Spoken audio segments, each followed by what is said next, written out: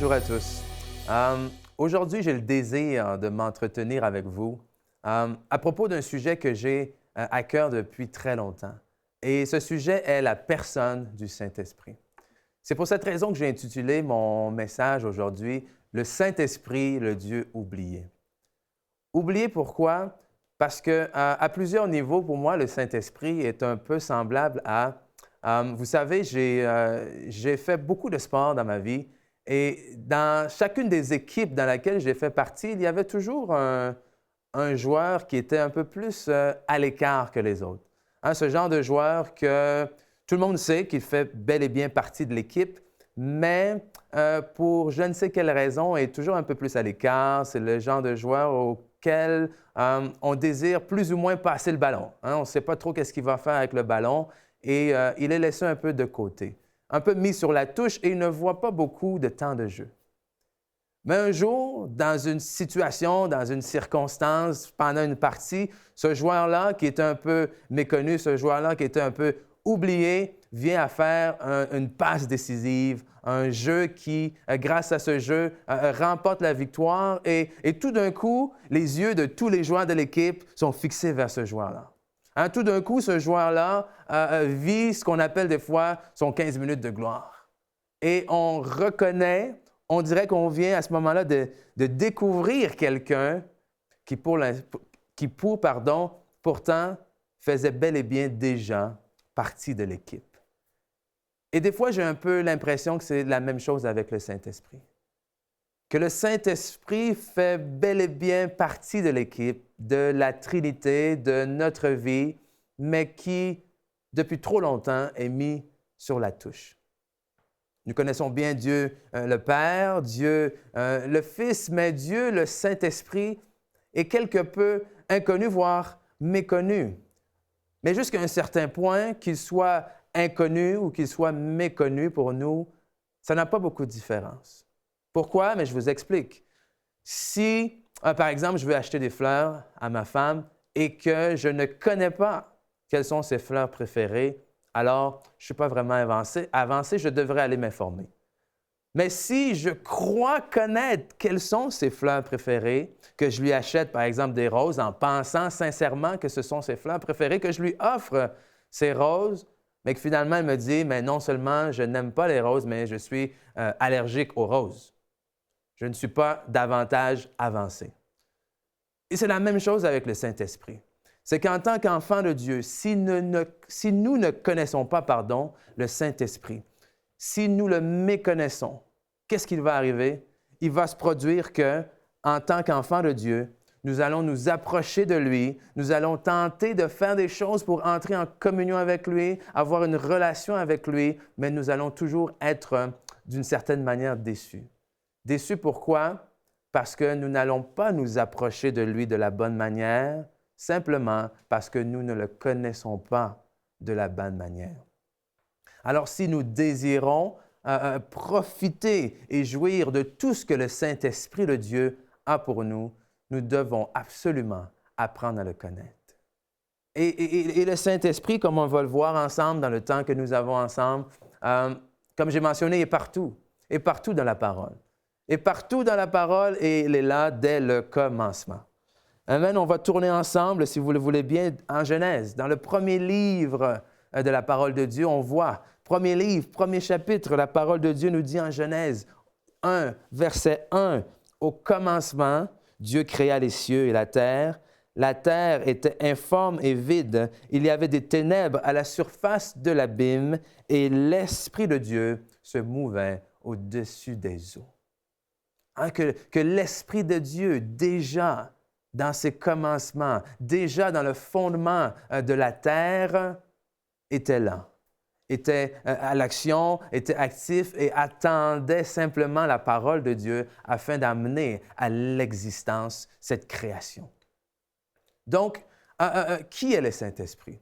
Amen. Nous allons voir ensemble aujourd'hui certains faits, certaines caractéristiques du Saint-Esprit qui vont nous aider en tant qu'enfants de Dieu à avoir une meilleure communion, une meilleure relation avec le Saint-Esprit.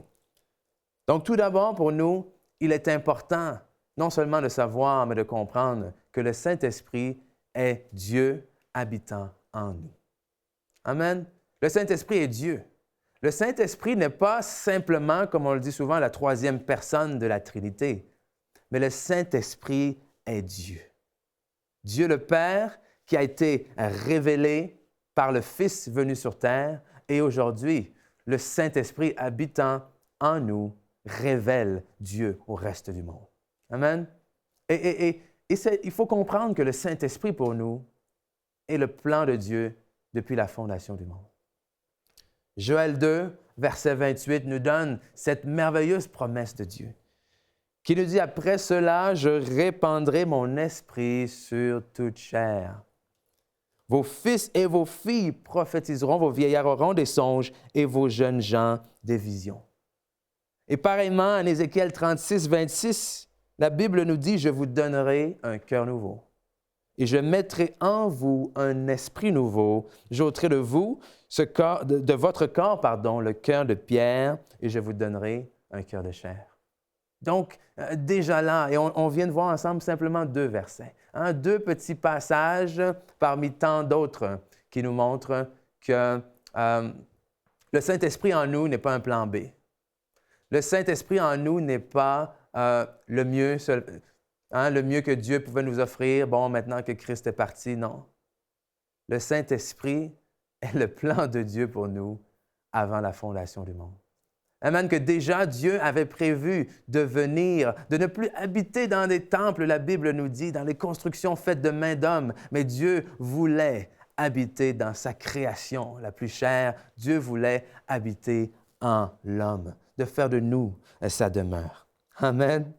Oh, Éphésiens 1, verset 13 nous dit, « En lui aussi, après avoir entendu la parole de la vérité, l'évangile de votre salut, en lui vous avez cru. » Donc, en Jésus-Christ, nous avons cru. « Et vous avez été scellés du Saint-Esprit qui avait été quoi? Promis. » Amen. Du Saint-Esprit qui avait été promis. Donc, encore une fois, il faut comprendre que le Saint-Esprit aujourd'hui avec nous est non seulement le plan de Dieu, mais une promesse de Dieu. Donc, si c'est quelque chose que Dieu avait promis, ça signifie qu'il y a une extrême importance pour nous aujourd'hui de réaliser ce que nous avons à l'intérieur de nous, ce que nous avons avec nous. Amen. Romains 8, verset 11. « Et si l'Esprit de celui qui a ressuscité Jésus-Christ d'entre les morts habite en vous, celui qui a ressuscité Christ d'entre les morts rendra aussi la vie à votre corps mortel par son Esprit qui habite en vous. » Et tellement souvent, on récite ce verset. Amen. Le même Esprit qui a ressuscité Christ d'entre les morts habite en moi. Wow! Alléluia, gloire à Dieu. C'est la vérité. Le même Esprit qui a ressuscité Christ d'entre les morts habite en nous. Mais la vérité et la réalité de ce qu'on vient de lire ici en Romains 8 devrait apporter un changement glorieux en nous. Amen. Réfléchissons un instant. Que si le même Esprit qui a ressuscité Christ d'entre les morts, si le même Esprit avec lequel Jésus a marché sur terre, si le même Esprit par lequel Jésus a opéré des signes, des miracles et des prodiges habite en moi aujourd'hui, alors, à ce moment-là, quelles limites avons-nous avec le Saint-Esprit en nous? Amen.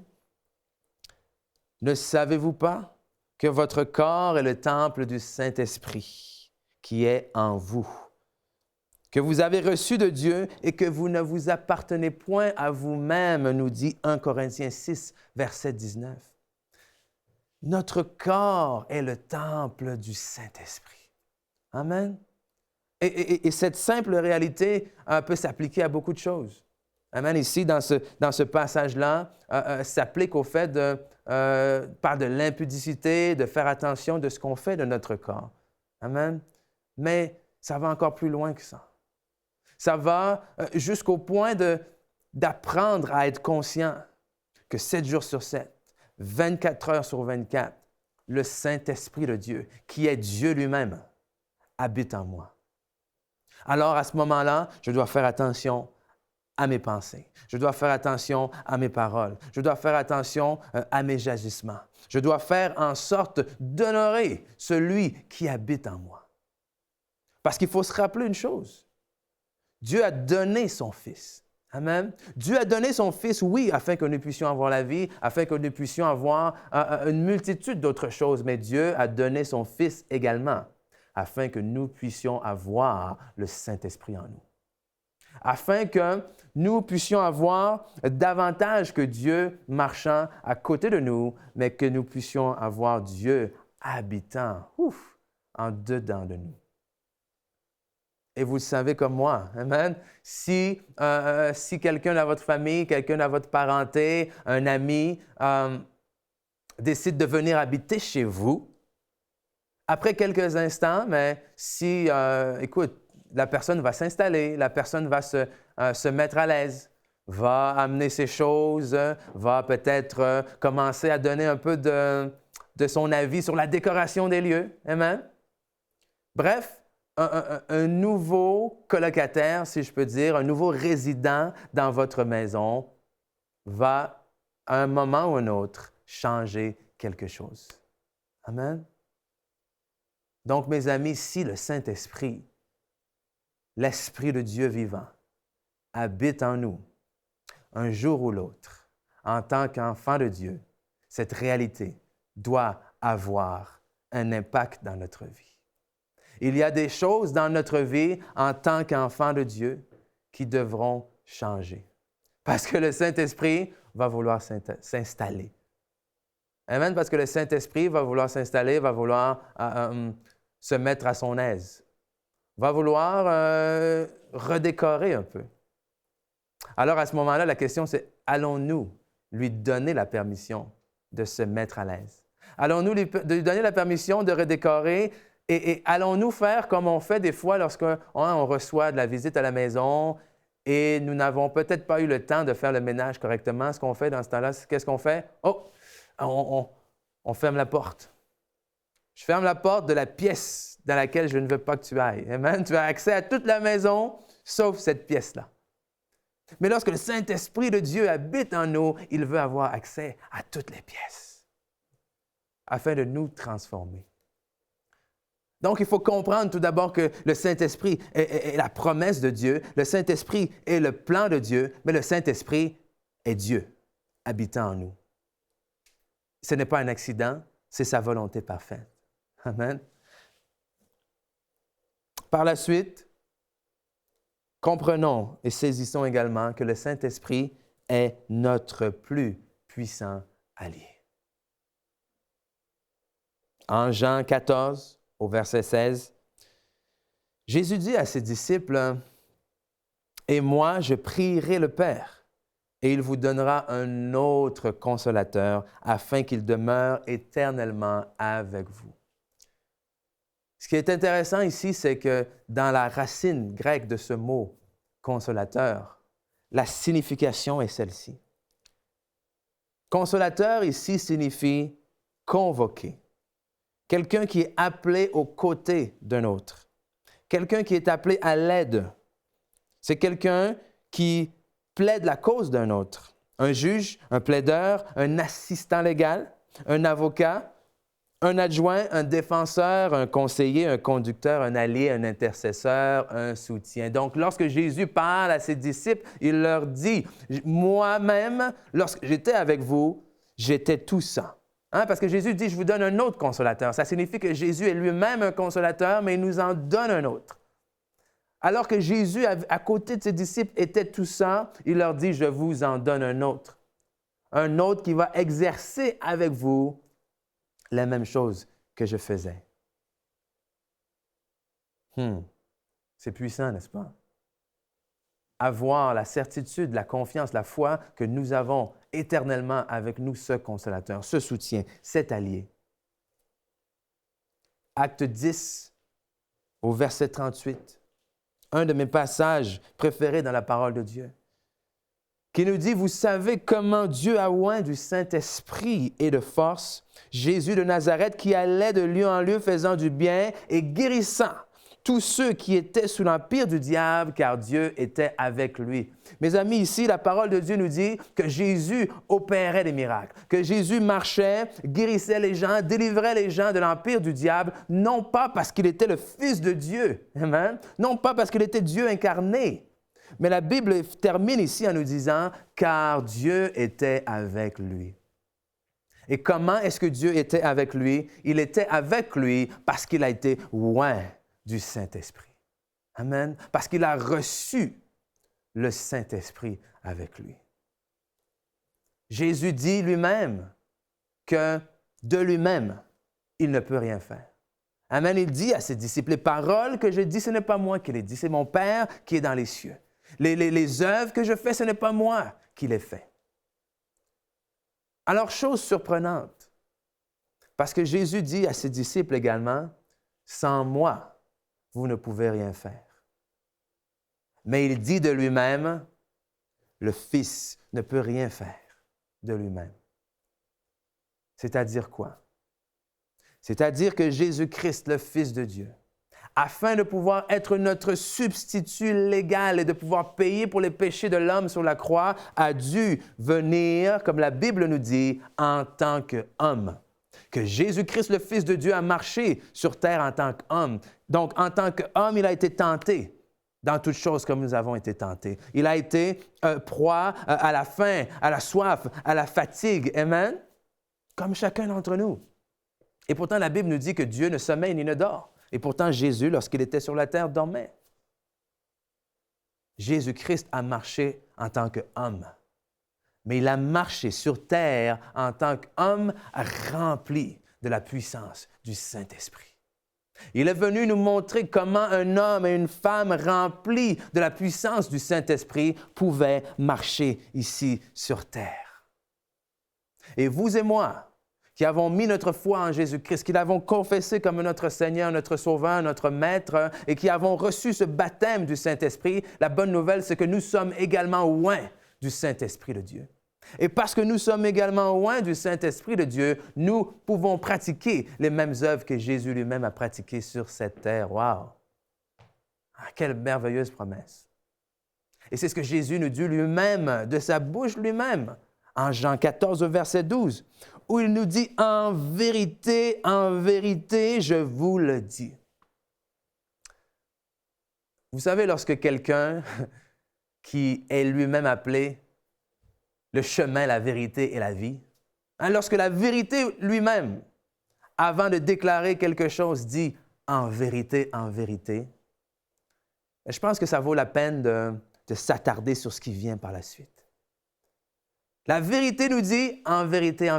La vérité nous dit, je vous le dis sincèrement. La vérité nous dit, ce que je vous apprête à vous dire n'est pas un mensonge. Ce que je vous apprête à vous dire est peut-être difficile à croire, mais en vérité, je vous le dis, celui qui croit en moi fera aussi les œuvres que je fais. Et comme si ce n'était pas assez, il continue en disant, et il en fera de plus grands. Parce que je m'en vais au Père. Quelle est la conséquence du fait que Jésus est parti au Père? En partant au Père, Jésus nous a envoyé le Saint-Esprit. Parce que c'est par la puissance du Saint-Esprit que Jésus a accompli ce qu'il a accompli sur la terre. Amen. Et c'est pour cette raison que celui qui croit en lui reçoit également ce Saint-Esprit et en recevant également ce Saint-Esprit, il est en mesure d'accomplir les mêmes œuvres que Jésus a accomplies sur terre. Vous voyez tout ce qu'on a oublié? Que le Saint-Esprit, il est l'heure aujourd'hui que le Saint-Esprit sorte de la touche. Il est l'heure que le Saint-Esprit fasse partie du jeu. Fasse partie de notre vie, fasse partie de nos églises, fasse partie de chaque enfant de Dieu, fasse partie de la quête. Amen. Parce que ce réveil, cette manifestation des fils de Dieu que toute la création attend ne sera pas possible sans la présence du Saint-Esprit, mes amis. Que le Saint-Esprit, encore une fois, promis de Dieu, est là pour nous aider à accomplir la volonté parfaite de Dieu, les mêmes œuvres que Jésus-Christ, et nous aider à entrer dans notre destinée. Et finalement, pourquoi est-il l'heure? Et je dis finalement, parce que c'est ce que nous allons voir ensemble, mais il y a beaucoup d'autres raisons. Pourquoi est-il l'heure d'enlever le Saint-Esprit de sur le banc et lui dire de joindre la partie? Il est l'heure, puisque le Saint-Esprit nous appelle à la communion et nous révèle le Fils. Puisque le Saint-Esprit en nous révèle au monde qui est Dieu. La Bible nous dit, Jésus lui-même a dit à ses disciples, « Si vous avez vu le Fils, vous avez vu le Père. » Que Jésus est venu révéler le Père. Amen. Mais aujourd'hui, pareillement, nous, par la puissance du Saint-Esprit, nous sommes appelés à révéler au monde qui est Dieu. Et cette tâche, ce mandat, mes amis, sera impossible sans la présence du Saint-Esprit en nous. C'est pour cette raison que Jésus, lorsqu'il est parti, a dit à ses disciples d'attendre, amen, d'attendre dans la chambre haute, de recevoir ce que le Père avait promis. Parce que Jésus savait très bien que ses disciples en avaient besoin. Alors, si Jésus en avait besoin, si Jésus ne pouvait rien faire par lui-même, si les disciples de Jésus-Christ avaient besoin d'attendre, d'être remplis, revêtus de la puissance du Saint-Esprit, à combien plus forte raison, nous, aujourd'hui, mes frères et sœurs, avons-nous également besoin d'attendre cette puissance ou plutôt de la rechercher. Amen? Wow! De la rechercher, de la désirer, afin de pouvoir faire un impact dans le monde autour de nous. Ce monde qui a désespérément besoin de nous, besoin de Dieu. 2 Corinthiens 13, verset 13 nous dit que la grâce du Seigneur Jésus-Christ, l'amour de Dieu et la communion du Saint-Esprit soient avec vous tous. Amen. La communion du Saint-Esprit. La communion du Saint-Esprit. Nous avons besoin d'apprendre à connaître qui il est. Mais pour apprendre à connaître qui il est, nous avons besoin de passer du temps avec lui. Amen. Que cette communion-là signifie quoi? Signifie un partenariat, une association, une communion fraternelle, la camaraderie et également l'intimité et l'union. Un verset puissant en 1 Corinthiens chapitre 2 au verset 9 nous dit ceci. Mais il est écrit, ce sont des choses que l'œil n'a point vues, que l'oreille n'a point entendues et qui ne sont point montées au cœur de l'homme, des choses que Dieu a préparées pour ceux qui l'aiment. Et souvent, on prêche ceci. Amen. Des choses que l'œil n'a pas vues, que l'oreille n'a pas entendues, les pensées de Dieu sont au-dessus de nos pensées. Amen. Mais voici ce qu'on dit en poursuivant. Lequel des hommes, en effet, connaît les choses de l'homme, si ce n'est l'esprit de l'homme qui est en lui? De même, personne ne connaît les choses de Dieu si ce n'est l'esprit de Dieu. Or, soulignez ce mot, or, nous n'avons pas reçu l'esprit du monde, mais l'esprit qui vient de Dieu. Et pourquoi avons-nous reçu l'esprit qui vient de Dieu? Il nous donne la réponse. Afin que nous connaissions les choses que Dieu nous a données par sa grâce. On va le relire encore. Nous avons reçu l'Esprit qui vient de Dieu, afin que nous connaissions les choses que Dieu nous a données par sa grâce. Dieu, contrairement à ce qu'on peut penser des fois, ne joue pas à cache-cache. Amen. Ne joue pas à cache-cache, ne se plaît pas à se tenir loin de nous, à attendre de nous révéler des choses. Amen.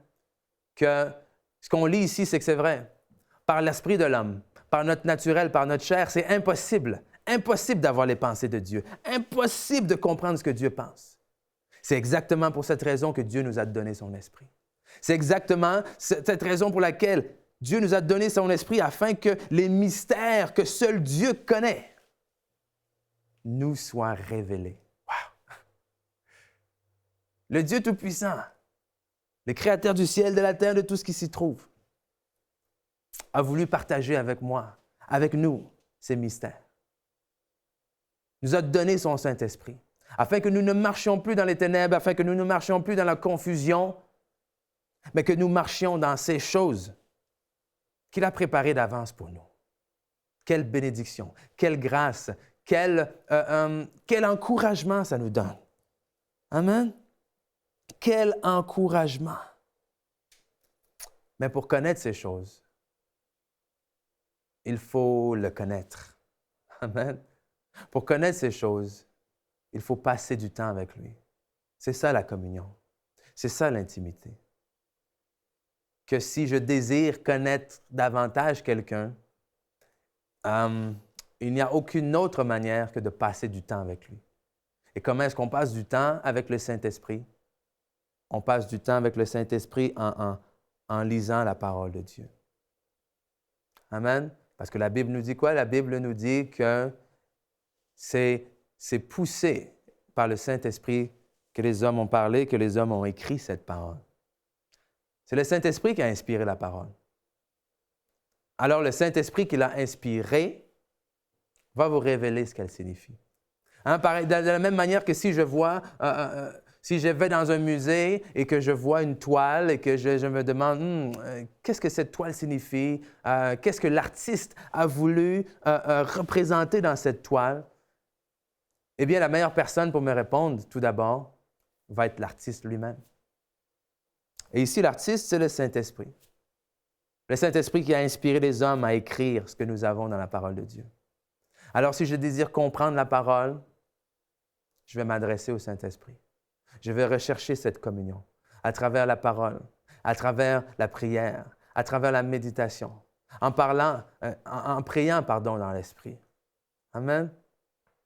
Le Saint-Esprit ne doit plus être un Dieu oublié. Parce que je vous rappelle, mes amis, qu'il n'y a pas plusieurs dieux. Il y a un seul Dieu. Amen. Un seul Dieu, puissant, vivant. Et ce Dieu-là, le Saint-Esprit, habite en nous aujourd'hui. Amen. Donc, c'est le temps d'appeler le Saint-Esprit. C'est le temps de le relever de la touche. C'est le temps de lui faire participer à votre partie. Amen. À votre vie. Il est là pour bénir votre vie. Mais il est là pour faire ce que Dieu a dit à Abraham, je te bénirai et tu seras une source de bénédiction. Soyons des sources de bénédiction et rappelons-nous du Saint-Esprit. Donc, soyez bénis, soyez exhortés et je vous encourage à développer cette communion avec le Saint-Esprit pour votre bénéfice personnel et pour celui de tous ceux qui vous entourent. Soyez bénis. À la prochaine. Cette émission est rendue possible grâce au précieux soutien des partenaires d'Enseigne-moi Canal International. Retrouvez tous nos programmes sur enseigne-moi.com.